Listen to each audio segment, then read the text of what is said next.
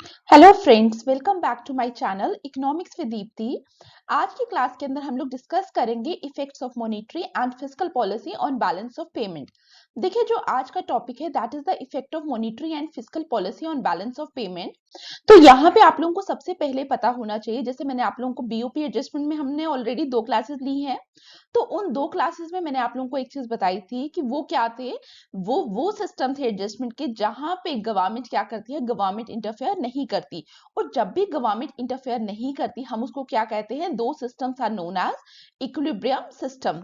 अब यहाँ पे जब हम मॉनेटरी और फिस्कल पॉलिसी की बात कर रहे हैं, तो दोनों दोनों जो पॉलिसीज है, क्योंकि फिस्कल पॉलिसी अगर हम इंडिया की बात करें, फिस्कल पॉलिसी कौन सी पॉलिसी है जो गवर्नमेंट डायरेक्टली जो है वो परस्यू करती है, ताकि क्या करे, कुछ मैक्रो इकोनॉमिक स्टेबिलाईजर्स को अचीव कर पाए। अब मॉनेटरी पॉलिसी की बात करें तो मॉनेटरी पॉलिसी वो पॉलिसी है जो हमारे central bank of India run करता है to achieve certain macroeconomic stabilisers. अब यहाँ पे अगर आप इस चीज को देखेंगे तो डायरेक्टली और इनडायरेक्टली हम लोग क्या कहेंगे, जब भी मॉनेटरी एंड फिस्कल पॉलिसीज की बात होगी, कहीं ना कहीं हम किसकी बात कर रहे हैं, we are talking about government. तो ये जो हमारा टॉपिक है that is the effect of monetary and fiscal policy on balance of payment. ये हमारा किसके अंदर आएगा, it is a part of disequilibrium system.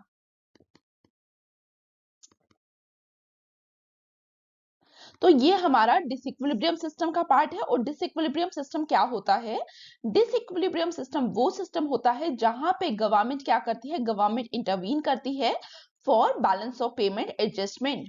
ठीक है, याद रखना डिसइक्विलिब्रियम सिस्टम क्या है, वेयर गवर्नमेंट इंटरवीन्स। क्लियर यहां तक।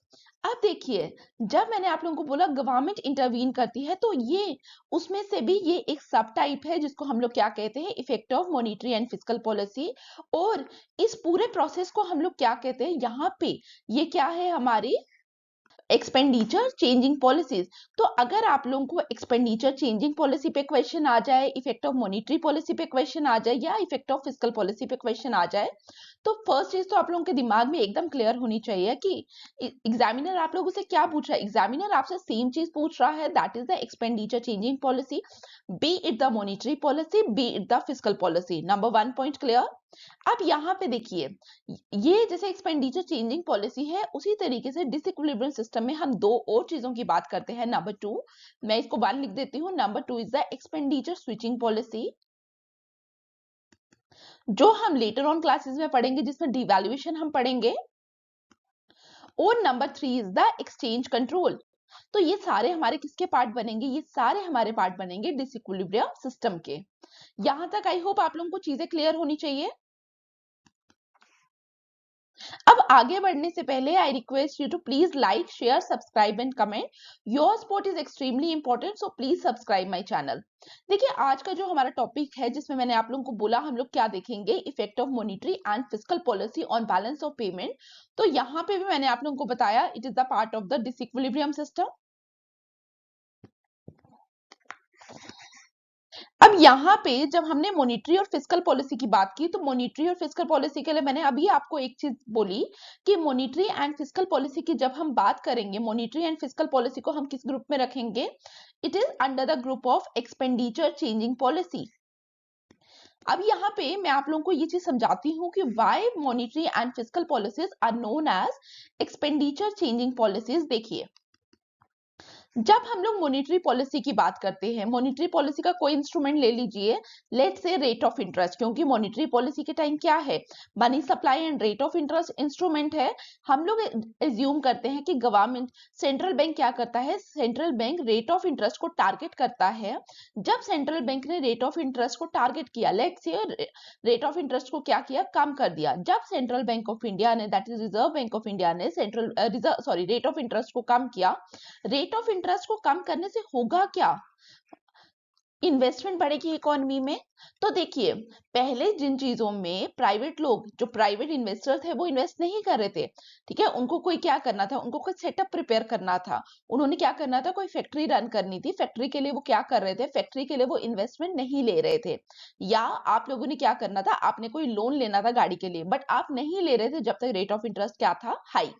जैसे ही रेट ऑफ इंटरेस्ट फॉल किया, तो आपने क्या किया, आपने कार लोन ले लिया। लेट से जब आपने आपने कार लोन लिया, कार लोन क्या है, car loan is a part of your expenditure. तो पहले लेट से आप लोग क्या कर रहे थे, महीने का आप लोग 20,000 ही स्पेंड कर रहे थे, लेकिन समहाउ जो रिजर्व बैंक ऑफ इंडिया है, रिजर्व बैंक ऑफ इंडिया ने जैसे ही रेट ऑफ इंटरेस्ट को कम किया, रेट ऑफ इंटरेस्ट के कम करते ही क्या हुआ, आपने एक्सपेंडिचर स्टार्ट कर दिया, किस पे, आपने कार लोन उठा लिया।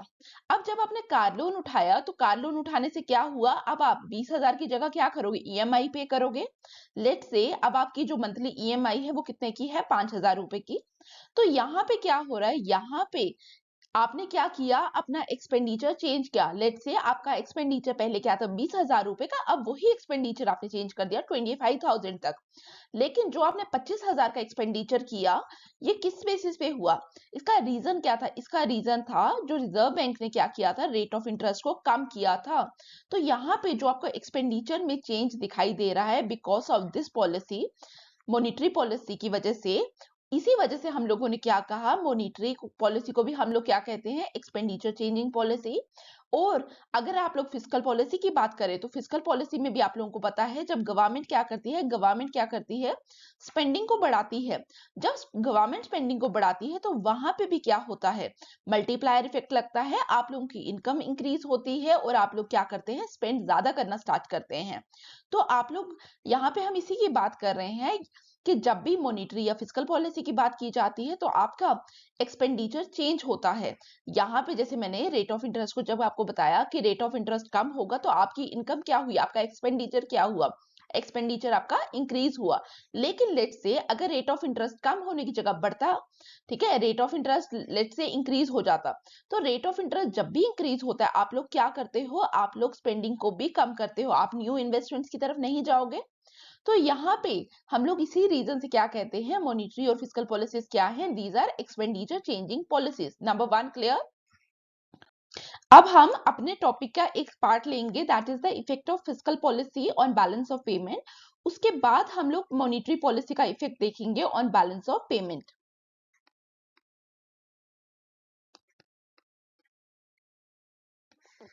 हम लोग यहाँ पे क्या करेंगे, हमने आईएसएलएम मॉडल पढ़ा होगा आप सबने, तो आईएसएलएम मॉडल को ही हम यूज करेंगे। और यहाँ पे अलोंग विद आईएसएलएम हम लोग क्या करेंगे, हम एक और कर्व इंट्रोड्यूस करेंगे जिसको हम लोग क्या कहेंगे, that is the balance of payment curve.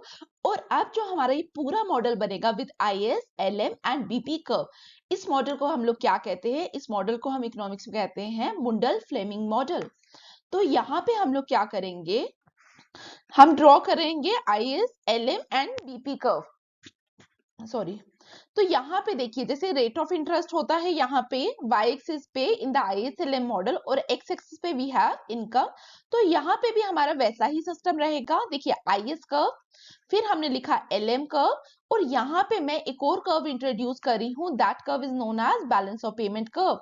जहां पे ये तीनों इंटरसेक्ट कर रहे हैं उस समय हम क्या बोल रहे हैं कि हमारी goods market, money market and balance of payment situation क्या है, तीनों चीजें इक्विलिब्रियम में है।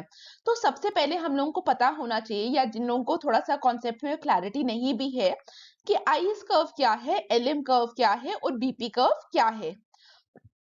देखिए आईएस कर्व की अगर हम बात करें तो आईएस कर्व हम इसको क्या बोलते हैं, this is known as investment saving curve. ये हमारी वो कर्व है जो हमें कहाँ पे इक्विलिब्रियम बताती है, जो हमें इक्विलिब्रियम बताती है इन द गुड्स मार्केट। तो यहाँ पे जब भी आप आईएस कर्व की बात करोगे तो इक्विलिब्रियम की कहाँ बात कर रहे हैं, we are talking about equilibrium in the goods market. Number 1। जब आप एलएम की बात कर रहे हो, इसका मतलब क्या है, आप क्या बोल रहे हो, आप इक्विलिब्रियम की बात कर रहे हैं इन द मनी मार्केट, क्योंकि एल क्या है, L is the liquidity and M is the money supply. तो यहाँ पे हम लोग क्या कह रहे हैं, equilibrium in the money market. अब आप लोगों ने आईएस और एलएम तो बहुत बार पढ़ा होगा मैक्रो इकोनॉमिक्स में। तो आईएस की अगर हम बात करें तो यहाँ पे जब मैंने बोला equilibrium in the goods market, इसका मतलब क्या है, इसका मतलब है quantity of goods and services demanded is equal to quantity of goods and services supplied। ठीक है, तो यहाँ पे याद रखना, गुड्स के साथ सर्विसेज को भी हम लेते हैं इनटू कंसीडरेशन, हम इन दोनों चीजों की बात करेंगे। तो जब भी आप लोगों को गुड्स मार्केट पूछा जाए तो दिमाग में क्या आएगा, गुड्स मार्केट क्या है, नंबर वन। यहाँ पे जब हम कौन सी कर्व से डिपिक्ट करते हैं, it is the IS curve, जो हमें क्या बताती है, जो हमें गुड्स मार्केट इक्विलिब्रियम के बारे में बताती है। और यहाँ पे हमें क्या पता चलता है, हमें उन values of rate of interest और इनकम के बारे में पता चलता है जहां पे हमारा गुड्स मार्केट क्या होता है, इक्विलिब्रियम में होता है। और यहाँ पे जो क्वांटिटी डिमांडेड है of goods and services, it is equal to the quantity supplied of goods and services. Clear. अब हम एलएम की अगर बात करें, एलएम में क्या है, देखिए मनी सप्लाई जो है, मनी सप्लाई आपकी क्या है, दैट इज एक्सोजीनियस। ये आपका पहले से ही डिसाइड किया हुआ है अथॉरिटीज के द्वारा। जैसे अगर इंडिया की बात करूं तो इंडिया में हमारी मॉनिटरी अथॉरिटी कौन है, it is the reserve bank of India. तो रिजर्व बैंक ऑफ इंडिया क्या करेगा, आपके यहाँ पे मनी सप्लाई कितनी होनी चाहिए मार्केट में फॉर दैट स्पेसिफिक पीरियड, वो सारा डिसाइड किया जाएगा बाय द आरबीआई। आरबीआई ने क्या कर दिया, मनी सप्लाई को फिक्स कर दिया। जब आरबीआई ने मनी सप्लाई फिक्स कर दिया तो एलएम में हम क्या बोलेंगे, एलएम में हम बोलते हैं इक्विलिब्रियम टाइम पे क्या होना चाहिए, आपका जो मनी सप्लाइड है that must be equal to money demanded. अब मनी सप्लाई तो फिक्स है तो मनी डिमांडेड क्या होनी चाहिए, money demanded should be equal to this particular money supply.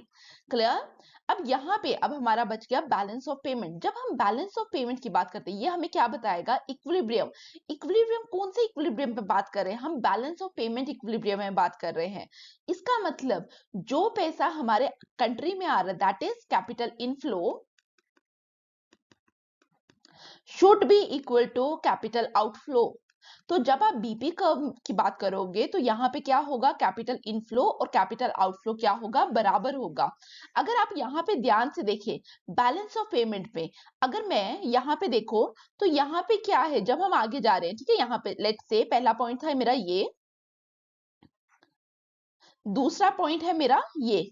अगर आपने 1 से 2 पे गए तो 1 से 2 पे आपका इनकम बढ़ी। जब इनकम बढ़ेगी, अब इनकम बढ़ने से क्या होगा, बैलेंस ऑफ पेमेंट सिचुएशन में जब भी हमारी इनकम बढ़ती है तो हमारे यहाँ पे क्या होता है, हम इंपोर्ट ज्यादा करते हैं, पॉकेट में पैसा ज्यादा है तो हम क्या करते हैं, हम प्रोडक्ट की डिमांड ज्यादा करेंगे, यही करेंगे।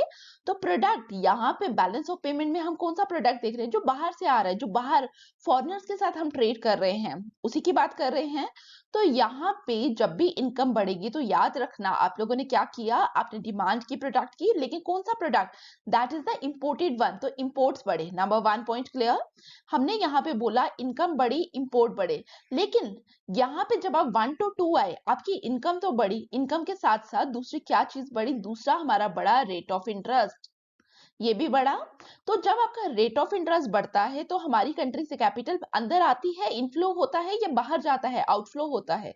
तो याद रखना कैपिटल क्या हो जाएगी, कैपिटल इनफ्लो होगा। तो जब कैपिटल इनफ्लो हुआ यहाँ पे, और यहाँ पे जब हमारी इनकम बढ़ी थी, इनकम बढ़ने पे क्या हुआ था, इनकम बढ़ने पे इंपोर्ट बढ़े थे, जिसको हमने क्या बोला, कैपिटल आउटफ्लो। तो एक जगह इनफ्लो हो रहा है और एक जगह आउटफ्लो हो रहा है, तो इसका मतलब यहाँ पे भी हम लोग किसकी बात कर रहे हैं, दोनों में एक बैलेंस की बात की जा रही है। क्लियर हुआ। तो मैंने आप लोगों को आईएस कर्व का थोड़ा आइडिया दे दिया, एलएम का बता दिया, बीपी कर्व का बता दिया। अब कुछ पॉइंटर्स है तो प्लीज उनको नोट डाउन करें। देखिए number 1, goods market. Goods market जो मैंने आप लोगों को क्या बताया, गुड्स मार्केट में हम किसकी बात करते हैं, we are talking about IS. ठीक है, इन्वेस्टमेंट सेविंग कर्व हमें बताती है गुड्स मार्केट इक्विलिब्रियम के बारे में। Goods market is in equilibrium whenever the quantity demanded equals the quantity supplied. Clear. The LM curve shows the various combinations of interest rate and national income at which the demand for money is equal to the given and fixed supply of money, so that the money market is in equilibrium. Clear? Number 3 is the BP curve. BP curve shows the various combinations of interest rates and national income at which the nation's balance of payment is in equilibrium. Balance of payment equilibrium का क्या मतलब है, आपकी payments और receipts क्या होनी चाहिए, बराबर होनी चाहिए। और एक चीज जो मैं आप लोगों को काफी टाइम बोलती हूँ, जब हम बैलेंस ऑफ पेमेंट अकाउंट की बात करते हैं, balance of payment account always balances, but equilibrium में हो या नहीं हो वो जरूरी नहीं है। कई बार क्या होता है, इक्विलिब्रियम होता है और कई बार हमें डिसइक्विलिब्रियम देखने को मिलता है, उसी डिसइक्विलिब्रियम को हम करेक्ट करते हैं। बैलेंस तो हमेशा होता है, क्योंकि हम लोगों ने हमेशा देखा अकोमोडेटिंग, चाहे आपका इक्विलिब्रियम नहीं भी है, रिसीट्स ऑफ पेमेंट इक्वल नहीं है, बट हम लोग अकोमोडेटिंग ट्रांजैक्शंस को यूज करके क्या करते हैं, फाइनली बीओपी अकाउंट को बैलेंस कर लेते हैं। तो याद रखना यहाँ पे जब भी हम बीपी कर्व की बात करते हैं ये इक्विलिब्रियम की बात करता है rather than balance, at which the nation's balance of payment is in equilibrium at a given exchange rate. The BOP curve is in equilibrium when a trade deficit is matched by an equal net capital inflow. Trade deficit जब आपका import बढ़ेगा तो क्या होगा? Trade deficit होगा, ठीक है। यहाँ पे trade deficit बोला, इसका मतलब imports are increasing, ठीक है। is matched by a net capital inflow, जैसे मैंने आप लोगों को बताया, बिकॉज रेट ऑफ इंटरेस्ट बढ़ गया, रेट ऑफ इंटरेस्ट के बढ़ने से क्या हुआ? कैपिटल इनफ्लो हुआ। A trade surplus is matched by an equal net capital outflow. Clear? The BP curve is positively inclined, मैंने आप लोगों को अभी बताया कि कैसी है, यहाँ पे positively inclined because higher rates of interest leads to greater capital inflow, क्योंकि मैंने आप लोगों को बताया रेट ऑफ इंटरेस्ट ज्यादा है, कैपिटल इनफ्लो हो रहा है, and must be balanced with higher level of national income, और national income जब higher होगा तो imports बढ़ेंगे। क्लियर यहां तक? ये चीज मैं आप लोगों को क्यों बता रही हूँ, क्योंकि अगर आप लोगों ने काफी टाइम खासकर स्टेट पीएससी के पेपर देखे होंगे या यूपीएससी का भी देखा होगा, तो वहां पे एक या दो बार मेरे को क्लियर नहीं है कितनी बार आया हुआ है, तो अगर आप लोगों ने मैक्रो इकोनॉमिक सीरीज देखी होगी तो वहां पे आप लोगों ने देखा होगा कि काफी टाइम क्वेश्चन आता है, why IS curve is downward sloping, why LM curve is upward sloping, but somehow अगर ये हो जाए आपका बैलेंस ऑफ पेमेंट कर्व क्यों अपवर्ड स्लोपिंग है, तो रीजन पता होना चाहिए आप लोगों को, ठीक है। रीजन क्या है ये, तो अगर अब आप लोगों से कोई भी पूछे why BP curve is upward sloping, तो प्लीज आप लोगों को आंसर दे देना, ठीक है। तो दिस इज वाई मैंने आप लोगों को ये सारा यहाँ पे बताया।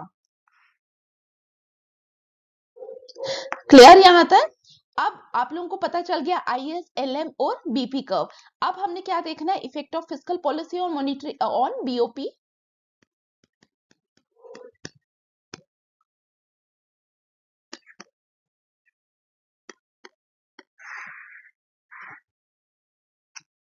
ठीक है, यहाँ पे देखिए हम लोगों ने क्या बोला, फिस्कल पॉलिसी। फिस्कल पॉलिसी के लिए आप लोग मुझे बताइए what are the instruments for fiscal policy. Fiscal policy के लिए जो टारगेटेड इंस्ट्रूमेंट्स है वो क्या है? एक तो गवर्नमेंट एक्सपेंडिचर है, एक टैक्सेशन है। These are the two instrument. आप लोगों ने फिस्कल पॉलिसी पढ़ा होगा तो आप लोग इंस्ट्रूमेंट्स के बारे में जानते हैं। तो हम लोगों ने बोला government expenditure and the taxation are the two instrument जो कहाँ पे यूज हो रहे हैं? फिस्कल पॉलिसी में। लेट्स से हम लोगों ने क्या कहा, हमने बोला गवर्नमेंट एक्सपेंडिचर इंक्रीज किया, ठीक है। लेकिन जब इंक्रीज किया उससे पहले भी कुछ सिचुएशन होगी, तो वहां पे हमारी एजम्पशन क्या है? एजम्पशन को नोट डाउन करिए।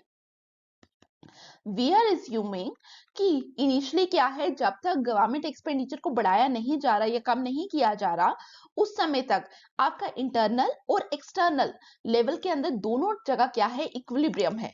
तो हम लोग क्या बोल रहे हैं? वी आर एज्यूमिंग कि इंटरनल और आपका एक्सटर्नल क्या है? इक्विलिब्रियम एग्जिस्ट कर रहा है। तो अब आप लोगों के दिमाग में आ रहा होगा what is internal equilibrium, what is external equilibrium. देखिए जब हम इंटरनल इक्विलिब्रियम की बात करते हैं, यहाँ पे हम दो चीजों पे बात करते हैं। नंबर वन, हम लोग क्या देखते हैं? हम लोग इन्फ्लेशन देखते हैं, और नंबर टू इसके अलावा हम लोग क्या देखते हैं? एम्प्लॉयमेंट देखते हैं। तो जब आप इंटरनल इक्विलिब्रियम की बात करेंगे हम लोग को क्या बोलेंगे?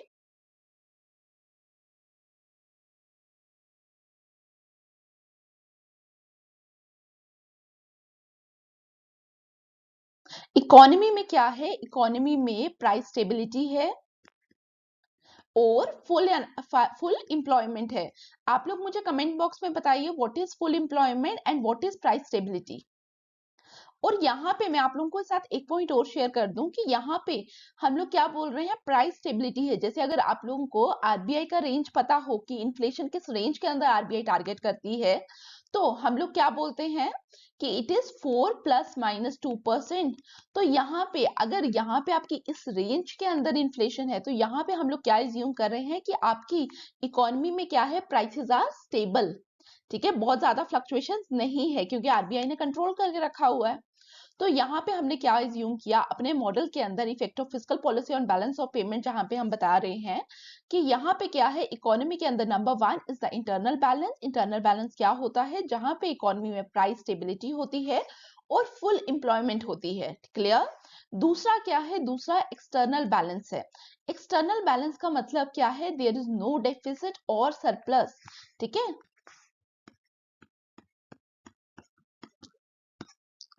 और अब नो डेफिसिट और सरप्लस मैंने बोला, इसका मतलब क्या है? यहाँ पे हम लोग क्या बोलेंगे? Balance of payment is an equilibrium. Clear? तो जब आप लोगों को इंटरनल बैलेंस पूछा जाए, इंटरनल बैलेंस क्या है? इंटरनल बैलेंस जहाँ पे प्राइस स्टेबिलिटी है और फुल एम्प्लॉयमेंट है इकोनॉमी में। Number 2 is the external balance, जहाँ पे क्या है? आपका बैलेंस ऑफ पेमेंट क्या है? इक्विलिब्रियम में है। क्लियर दोनों चीजें? अब हमने क्या बोला? फिस्कल पॉलिसी का यूज किया। लेट्स से गवर्नमेंट क्या कर रही है? गवर्नमेंट ने एक्सपेंशनरी फिस्कल पॉलिसी को यूज किया। जैसे ही हमने बोला government is using expansionary fiscal policy, तो यहाँ पे जो जी है, जी क्या होने वाला? जी इंक्रीज होगा। जब जी की वैल्यू में इंक्रीज आएगा तो आपकी आईएस कर्व शिफ्ट होगी। ठीक है, क्योंकि आप लोगों ने मैक्रो इकोनॉमिक्स में पढ़ा होगा आईएस एंड एलएम में। तो याद रखना, जब भी आपका फिस्कल पॉलिसी, चाहे टैक्सेशन पे चेंज आ रहा है, चाहे आपका गवर्नमेंट एक्सपेंडिचर पे चेंज आ रहा है, तो जो शिफ्ट आने वाला है, शिफ्ट कहाँ पे आएगा?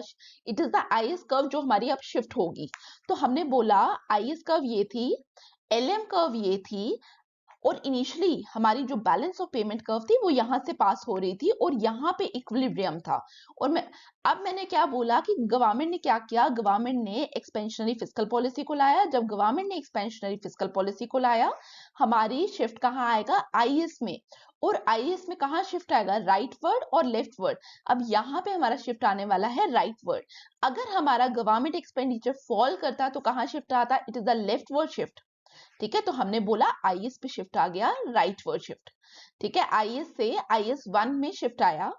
तो अब हम लोग कहाँ देखेंगे? इक्विलिब्रियम। अगर आप ध्यान से देखेंगे इसको, तो यहाँ पे दो जगह आप लोगों को लगेगा, एक आईएस आपकी एलएम पे इंटरसेक्ट कर रही है और एक बीपीए पे इंटरसेक्ट कर रही है।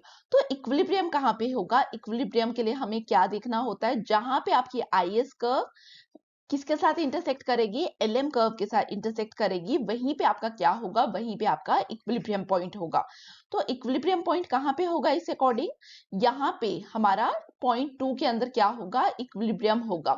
अब देखिए यहाँ पे जब मैंने बोला आपका आईएस और एलएम में यहाँ पे इंटरसेक्ट कर रहा है, बीपी के साथ इंटरसेक्ट नहीं कर रहा, तो याद रखना यहाँ पे या तो बैलेंस ऑफ पेमेंट डेफिसिट होगा या बैलेंस ऑफ पेमेंट क्या होने वाला है? सरप्लस होने वाला है।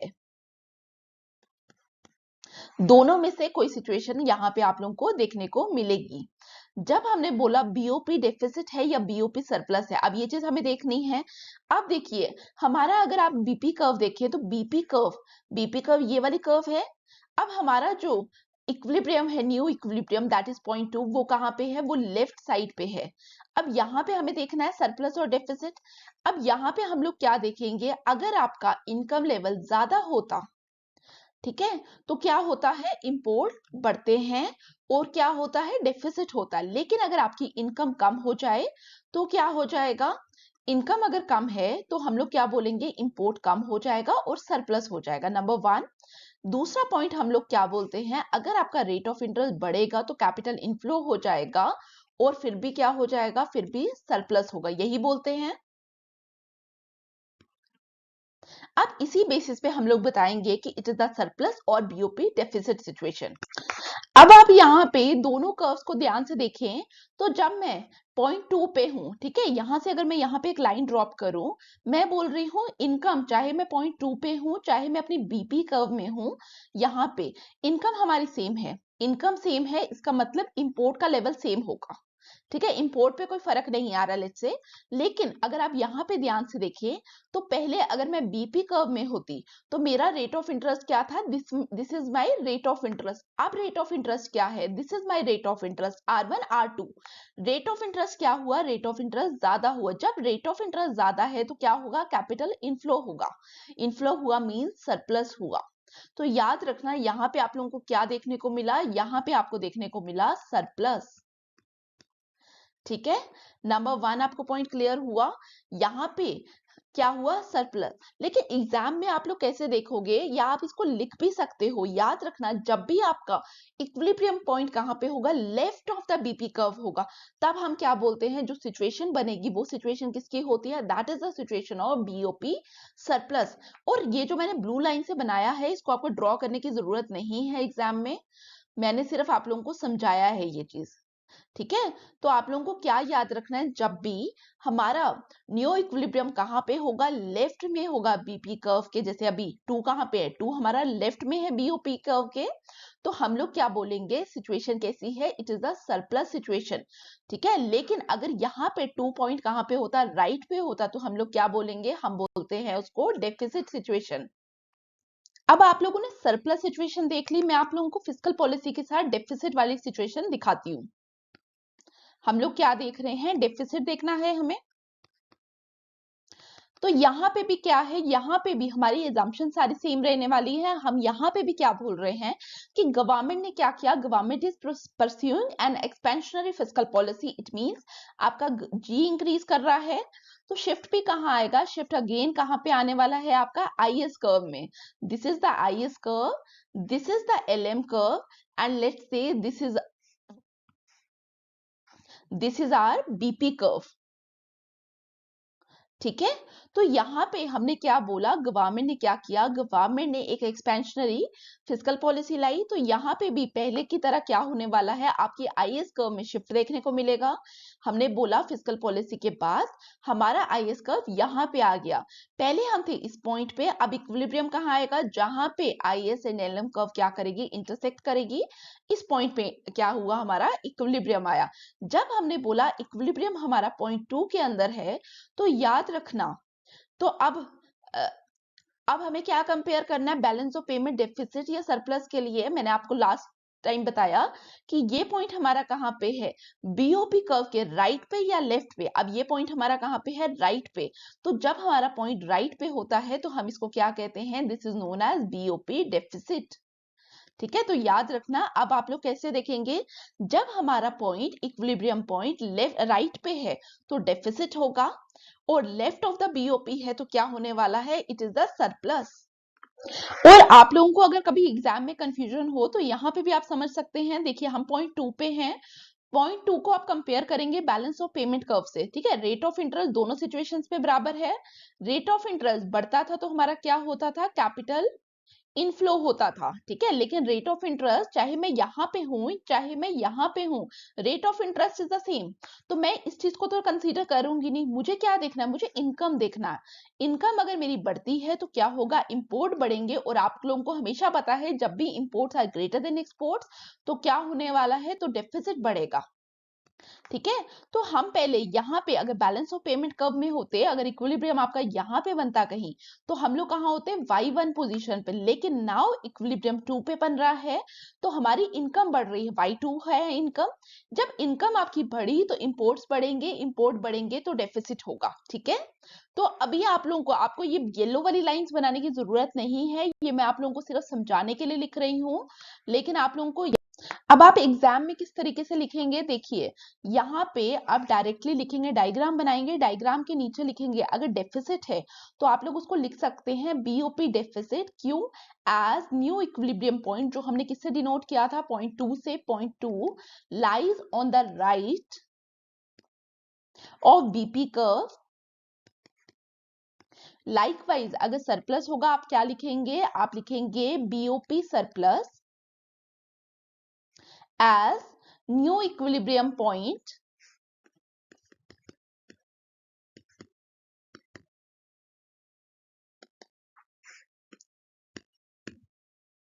क्लियर।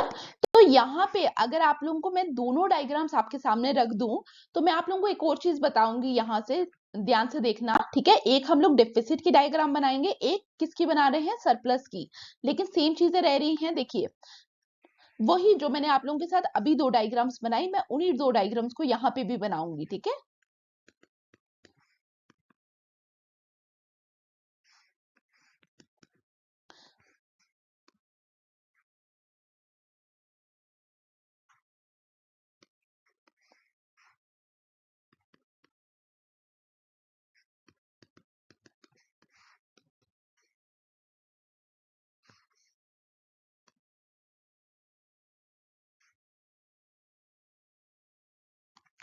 ठीक है, देखिए पहले हमारा क्या था, यहाँ पे दोनों में जी गवर्नमेंट एक्सपेंडिचर इंक्रीज हुआ, गवर्नमेंट एक्सपेंडिचर इंक्रीज हुआ, हमारी IS curve IS to IS 1 shift होगी, नंबर 1।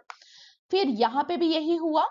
अब यहाँ पे दोनों में फर्क क्या हुआ, देखिए पहले हम यहाँ पे इक्विलिब्रियम पे थे, अब हम हो गए यहाँ पे इक्विलिब्रियम पे, और यहाँ पे थे और अब हो गए यहाँ पे। दोनों में फर्क क्या है, दोनों में with respect to balance of payment direction का फर्क है। एक जगह राइट में आपको इक्विलिब्रियम दिख रहा है, एक जगह लेफ्ट में इक्विलिब्रियम दिख रहा है। अब यहाँ पे अगर आप लोग देखें यहाँ पे ध्यान से, तो यहाँ इक्विलिब्रियम हमारा कहाँ पे है, लेफ्ट साइड पे है। और मैंने आपको थोड़ी देर पहले ही बताया कि मेरा अगर इक्विलिब्रियम लेफ्ट में है, इसका मतलब बैलेंस ऑफ पेमेंट क्या होगा, सरप्लस होगा। जब मैंने बोला बैलेंस ऑफ पेमेंट सरप्लस है इकोनॉमी के अंदर, और यहाँ पे दूसरे में मैंने आप लोगों को क्या बताया, बैलेंस ऑफ पेमेंट डेफिसिट, इसका मतलब आप ये कंक्लूड कर सकते हैं कि फिस्कल पॉलिसी का इंपैक्ट दोनों तरीके से कुछ भी हो सकता है, depending upon the position of LM and BP curve. ठीक है, हम लोग क्या बोल रहे हैं कि बैलेंस ऑफ पेमेंट कर्व की पोजीशन पे डिपेंड करेगा कि आपके पास अल्टीमेटली सरप्लस आ रहा है इकोनॉमी में या आपके पास डिफिसिट आ रहा है, यही कहेंगे। तो यहाँ पे आप लोग क्या बोल रहे हैं कि अनसर्टन इफेक्ट्स हैं। लेकिन अगर आप इन दोनों को ध्यान से देखें, हम लोग क्या बोल रहे हैं कि हमारे यहाँ पे एलएम और बीपी कर्व को आप लोग प्लीज दोनों को ध्यान से देखें। यहाँ पे हमारी फ्लैटर कर्व कौन सी है, फ्लैट का मतलब होता है जो हॉरिजॉन्टल को अप्रोच कर रही हो, लेकिन वर्टिकल कौन सी होती, हमारी स्टीप कौन सी होती है, जो आपके वर्टिकल को अप्रोच कर रही हो, डंडे की तरह सीधे। ठीक है, अगर आप लोग बैलेंस ऑफ पेमेंट कर्व देखेंगे, ठीक है स्क्रीन पे देखिए बैलेंस ऑफ पेमेंट, अगर मैं इस कर्व को थोड़ा सा टिल्ट करती जाऊं तो ये एक्स एक्सिस को अप्रोच करूंगी, it means balance of payment आपकी क्या है, इट इज रिलेटिवली फ्लैटर, क्योंकि एलएम हमारी कैसी है, एलएम हमारी स्टिक की तरह है।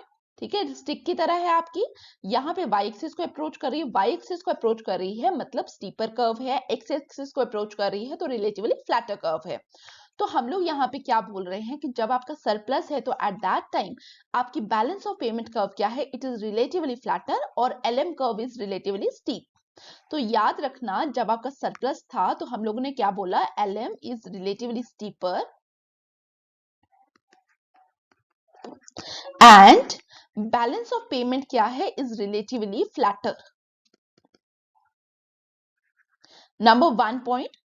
अब यहाँ पे आप लोग देखें जब डेफिसिट है तो यहाँ पे भी बीओपी कर्व, और हमें किसको कंपेयर करना है, हमें एलएम को। बीपी कर्व वाई एक्सिस को कौन सी कर्व अप्रोच कर रही है, एलएम, और बीपी बीपी कर्व जो है वो वाई एक्सिस को अप्रोच कर रही है। इसका मतलब जो आपकी बीपी कर्व है वो क्या है, दैट इज रिलेटिवली स्टीपर। तो मैं यहाँ पे लिख दूं एज कंपेयर टू एलएम, हमारी जो बीपी कर्व है वो क्या है, रिलेटिवली स्टीपर।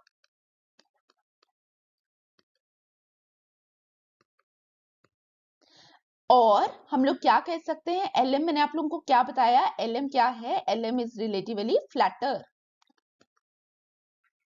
तो आप लोगों को क्या दिमाग में रखना है, या कभी एग्जाम में भी हो सकता है एग्जामिनर थोड़ा सा ट्विस्ट करके पूछ ले कि आपकी जब एलएम का रिलेटिवली स्टीपर है तो हमारा क्या होगा, तब हमारा बैलेंस ऑफ पेमेंट सरप्लस होगा। या अगर आपको एग्जामिनर ने ये बोला कि कभी क्वेश्चन में कि बीपी कब आपकी रिलेटिवली फ्लैटर है, तब भी बीओपी सरप्लस है in case of fiscal policy. और यहाँ पे हम लोग क्या बात कर रहे हैं, बीओपी डेफिसिट की, तो याद रखना BP curve is relatively steeper और LM curve is relatively flatter. और ठीक है, अब आप लोगों को मैं ये भी बता दूं, काफी लोगों को एग्जाम में पहुंचते पहुंचते एंग्जाइटी हो जाती है कि अब हम क्या करें। ठीक है, मैंने यहाँ पे डायग्राम्स बनाई, डायग्राम के बाद भी हम लोग देख सकते हैं। ठीक है, आप लोग जब बहुत बार प्रैक्टिस करेंगे ना डायग्राम की 4 to 5 टाइम्स, तो आप लोगों को क्लैरिटी हो जाएगी कि हमारी कर्व के हिसाब से आप लोग 1 मिनट में देख के बता देंगे कि ये फ्लैटर है, ये स्टीपर है। तो कभी एग्जाम में आप लोग कंफ्यूज भी हो रहे हैं तो कंक्लूजन पे बाद में आना कि मेरी कर्व स्टीपर है, ये मेरी कर्व फ्लैटर है।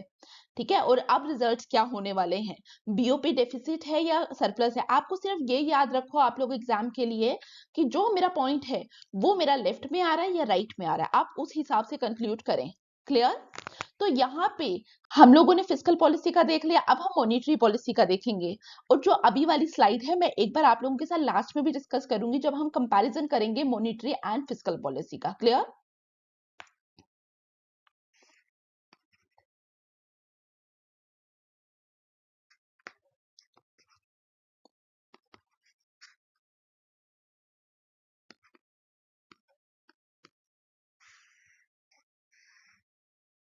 अब अब मॉनेटरी पॉलिसी की जब मैं बात कर रही हूं तो भी जो assumptions है वो सेम रहने वाली हैं। क्लियर?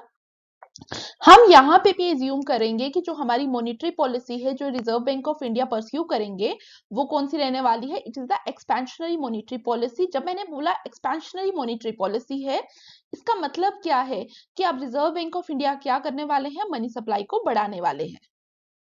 जब रिजर्व बैंक ऑफ इंडिया ने मनी सप्लाई को बढ़ाया तो उस समय क्या होगा? उस समय आपकी जो कर्व शिफ्ट होने वाली है वो कौन सी है? That is the LM curve. ठीक है, तो यहाँ पे हमारी आईएस, एलएम और बीपी कर्व थी। यहाँ पे पॉइंट 1 पे इक्विलिब्रियम आ रहा था, जहां पे हमारी गुड्स मार्केट, मनी मार्केट और बैलेंस ऑफ पेमेंट सिचुएशन तीनों क्या थी? तीनों इक्विलिब्रियम सिचुएशंस थी। लेकिन समहाउ क्या हुआ? आपने क्या किया, गवर्नमेंट ने क्या किया? एक्सपेंशनरी मॉनेटरी पॉलिसी को स्टार्ट किया। उसकी वजह से एलएम कर्व हमारी शिफ्ट होके कहां पे आ जाएगी? Right word. ये तो एक्सपेंशनरी की बात कर रही हूं। अगर कॉन्ट्रेक्शनरी होता तो एलएम कर्व शिफ्ट होती, बट कहां पे होती? लेफ्ट वर्ड शिफ्ट होता। क्लियर? यहां पे होती, इस डायरेक्शन पे। लेकिन ऑल्दो हमारी मॉनेटरी पॉलिसी क्या थी?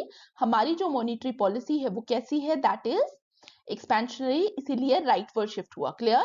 तो अब इक्विलिब्रियम हम कहां देखेंगे? यहाँ पे इक्विलिब्रियम आप देखेंगे यहाँ पे। ठीक है, अब देखिए जो हमारा पॉइंट 2 है वो हमारा किस में कंपेयर करेंगे? With the BP curve. अब यहाँ पे देखो बैलेंस ऑफ पेमेंट कर्व के साथ ही हम लोग इसको भी देखेंगे, लेकिन बैलेंस ऑफ पेमेंट कर्व के साथ जब आप इसको देख रहे हैं तो ये हमारा कहां पे है? लेफ्ट में है, राइट में है? It is 2 point in the right of BP curve. अब आप लोग अपनी अपनी कॉपीज में पीछे पेज करिए, उसमें देखिए जब हमारा इक्विलिब्रियम पॉइंट कहां पे होता था? राइट ऑफ बीपी होता था, तो क्या हमारा डेफिसिट होता था या सरप्लस होता था? आप लोगों ने चेक किया, क्या है आंसर? डेफिसिट। तो उसी जो हमने पीछे वाला सारी कहानी की, उसी लॉजिक पे हम लोग क्या बोल रहे हैं कि पॉइंट 2 जो है हमारा, that is in the right of BP curve. उस हिसाब से हम लोग बता रहे हैं कि यहाँ पे भी क्या है? यहाँ पे भी डेफिसिट है। तो अब आप लोगों को डेफिसिट शो करना हो, आपको सरप्लस शो करना हो, आप लोग इजीली बता सकते हैं कि what is the situation now. ठीक है, आफ्टर परस्यूइंग एन एक्सपेंशनरी और कॉन्ट्रेक्शनरी मॉनेटरी पॉलिसी, आप उस हिसाब से बता सकते हैं। अगर मैंने यहाँ पे बोला होता कॉन्ट्रेक्शनरी मॉनेटरी पॉलिसी, यहाँ पे फर्क क्या आना था? एलएम कर्व ने कहा होना था? लेफ्ट वर्ड शिफ्ट होना था। क्लियर? तो आप लोगों ने बताया डेफिसिट है। अब वहां पे फिस्कल पॉलिसी वाला जो मैंने आप लोगों को कर्व बताई, फिस्कल पॉलिसी में क्या हुआ? जब फिस्कल पॉलिसी परस्यू की तो वहां पे मे बी सरप्लस हुआ या क्या हुआ? डेफिसिट हुआ। लेकिन याद रखना मॉनेटरी पॉलिसी का इंपैक्ट जो है वो सर्टन ही आने वाला है। अगर आपकी एक्सपेंशनरी मॉनेटरी पॉलिसी है तो डेफिसिट आएगा, सरप्लस नहीं आएगा। अब फिस्कल पॉलिसी में मैंने आप लोगों को एक और चीज बताई थी कि जब मैंने आप लोगों को बोला था कि डेफिसिट होगा या सरप्लस होगा, वो हम कैसे देख रहे थे? वो हम देख रहे थे depending upon the relative steepness of the LM और the balance of payment curve. हम उसी हिसाब से देख रहे थे। अगर यहाँ पे भी हम एज्यूम करते हैं कि एक टाइम क्या हम लेंगे? LM curve as compare to the BP curve, हम एक टाइम एलएम कर्व को रिलेटिवली फ्लैटर लेने वाले हैं, एक टाइम रिलेटिवली स्टीपर लेने वाले हैं। तो यहाँ पे देखते हैं कि क्या मॉनेटरी पॉलिसी पे एट दैट टाइम कोई चेंज आएगा।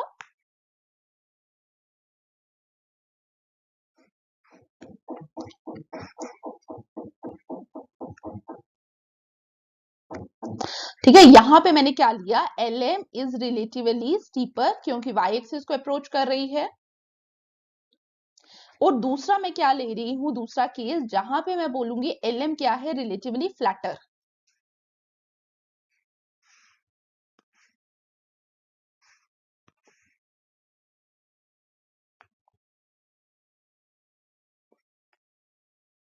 ठीक है, एलएम इज रिलेटिवली फ्लैटर। देखिए अब यहाँ पे हम लोगों ने, हमारा एक्शन क्या था? गवर्नमेंट ने क्या किया था? आरबीआई ने क्या किया? एक एक्सपेंशनरी मॉनेटरी पॉलिसी को लाया, तो हमारी एलएम कर्व शिफ्ट हुई। ठीक है, एलएम से एलएम 1 पे हो गई। यहाँ पे भी यही हुआ।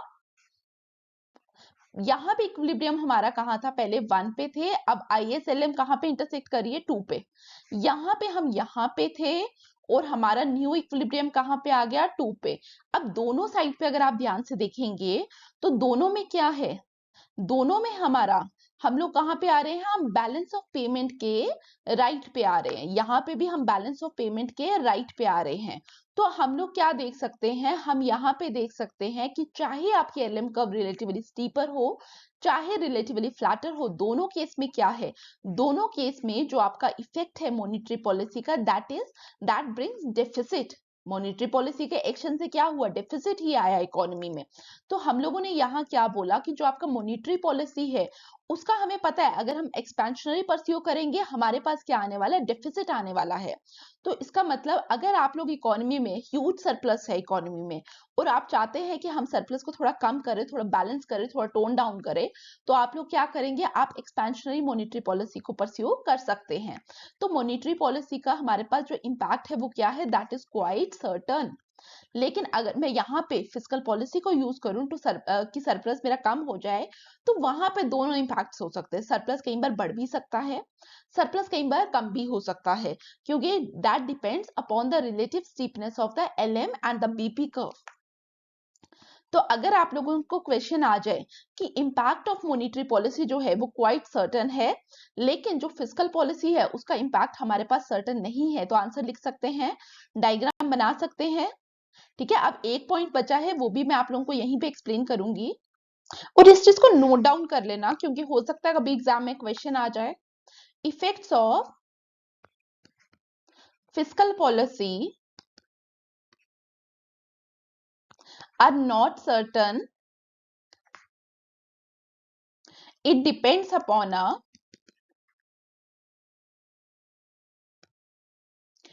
Lot of factors. नंबर 1 हम लोगों ने क्या देखना है, रिलेटिव स्टीपनेस। स्टीपनेस किसकी देख रहे थे हम, of LM and BP curve, number 1। Number 2 magnitude of MPC, marginal propensity to import etcetera. और तीसरा हम लोग क्या देखते हैं, interest elasticity of capital inflow.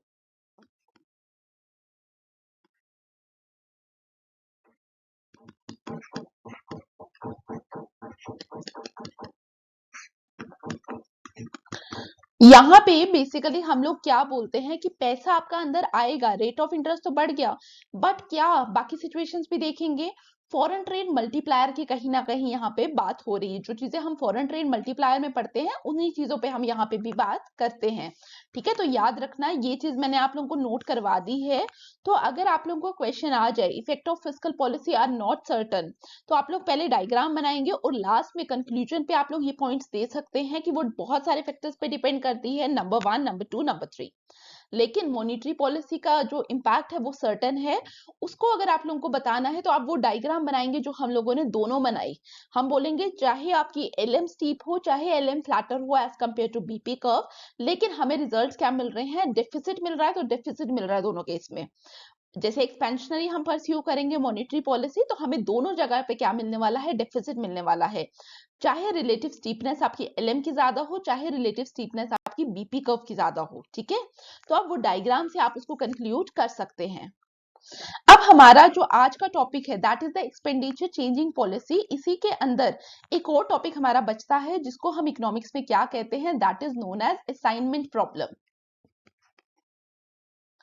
तो अभी की क्लास आप लोग प्लीज ध्यान से देख कर आना, आप लोग डायग्राम्स की प्रैक्टिस करना, क्योंकि जो असाइनमेंट प्रॉब्लम है जो रॉबर्ट मुंडल का टॉपिक बनता है हमारा, वो बहुत इंपॉर्टेंट टॉपिक है एग्जाम्स के लिए।